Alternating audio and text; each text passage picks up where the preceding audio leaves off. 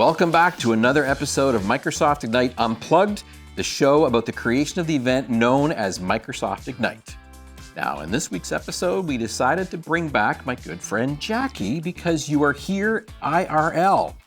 Yes, I'm here. Yes. Last time we saw each other was when we were shooting some content in Chicago during the summertime. So really excited to be back. Now it's getting cozier here, which means we're getting closer and closer to Microsoft Ignite. Right, and this is one of my favorite episodes because we Mine get too. to talk about tools to be able to customize and build your experience for what it's going to be like for both the in-person people and the online people. That's right. And you've got a really good idea for how we're going to cover this. What are we going to do? Yes, I think the first thing that you should do, if you've registered, please sign in. Step one, sign in. And also check out the My Event tab. It's really great because you get a bird's eye view of all of your Microsoft Ignite experience. So the tab allows you to have all of your information, really quick access to your favorites, to the attendee profile, your digital favorites. You can even message other attendees, schedule meetings, and we'll get more into that later. But it really is a one-stop shop for everything related to your Microsoft Ignite experience. So that's the first thing I would say that you should check out. Now, that's going to be empty when you first start, obviously, some very basic bare bones stuff in there. But as you keep on going through these different experiences, it'll gradually get more and more populated. So it grows with the experience of the event as we go in and add more stuff. Now, one of the things that the My Event profile, the My Event tool uses is your profile information.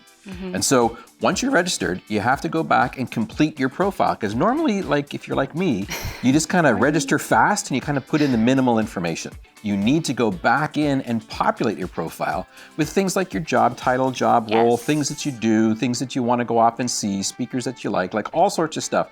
And we do this because we use that information to build a better experience overall. And we use it for recommendations by the different engines. So please go back and fill out your profile with more information. And one more thing about the profile. You can choose to make it public or keep it private. That's your choice.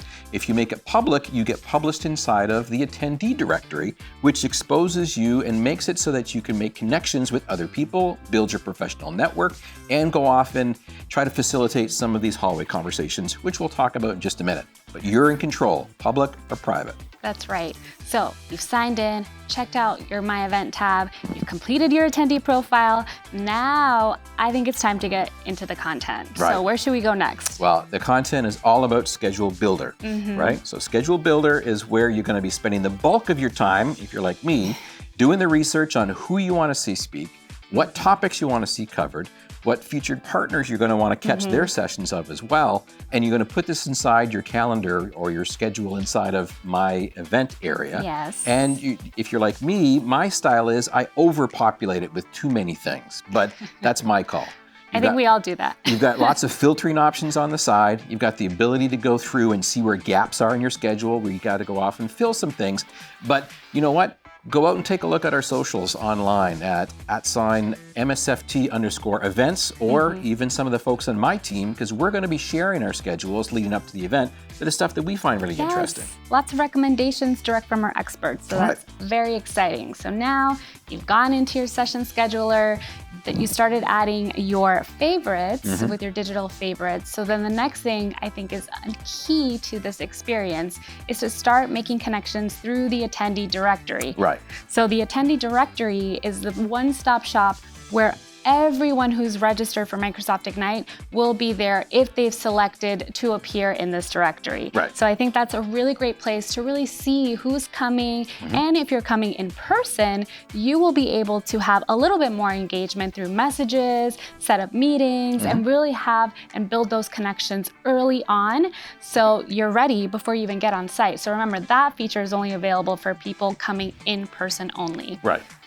And then the fifth thing that we're going to be talking about today is something that's near and dear to my heart, which is the AI Event Assistant. This is something we previewed last year at Microsoft Ignite. We've been refining it with every different one of our events.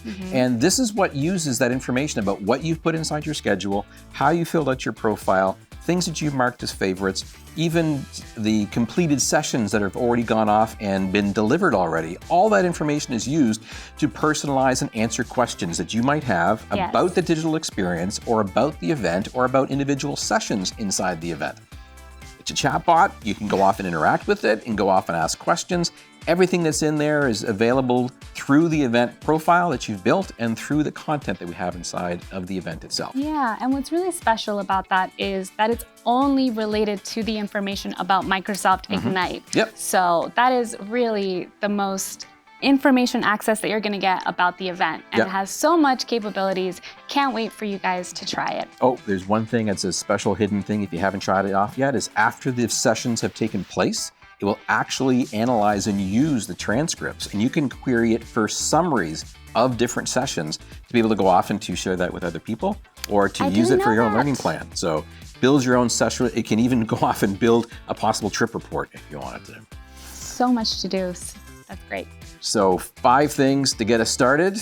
Before we end, you know what? We've been sharing a lot of the different things that we've done while we were there back in June about what you can do during Microsoft Ignite in person in Chicago. And we've got a couple of recommendations for you. What's the first one we've got? Yeah, so I guess we're talking about 2 things this week, and it's really focused on if you want something a little bit more of an upscale environment. Oh, yeah. So the first place we recommend is Moody Tongue. Now, it was founded in 2014 in Chicago. It's a 1-star Michelin restaurant, brewery, and bar. Right. That's a lot. So this is for those people that are very much on the foodie scale of things, that want to go off and have a high-end Michelin star experience. One of the things you're going to want to do is possibly book this in advance if you want to have one of their 9-course pairing tasting meals. But if you can't get a seat on that particular option, because they do book out pretty quickly, you can always go just to their bar and experience all the same individual foods, one-offs and pairings one-offs as well, without necessarily having to worry about getting one of these reservations ahead of time. Yeah. But they've got a full brewery underneath. They specialize in cask aging of beer that they use for their pairings. Really, really cool experience. Make sure you go out and check the Moody Tongue. Yes. Okay, we have one more. Yeah, the second one's kind of cool because I'm, again, a little bit of a history buff and I love architecture that's there in Chicago. And this one is actually the Chicago Firehouse. It's a historically significant building that used to originally house the fire engine company 104, and it's based on a Romanesque revival style of architecture. They even have the fire pole still inside the restaurant, but they would not let me use it. We tried. So it's basically your high-end steakhouse that has a whole bunch of different menu options, general seating down below, really nice atmosphere to go off and have a variety of different types of craft cocktails and food. They also have an experience in the basement that's more like a little speakeasy, kind of cool, fun place to be able to go off and try a nice cocktail after an event. Or they have the ability to book off some private space and family-style eating on the second floor with 3 or 4 different size rooms that you can book out as a small group if you wanted to.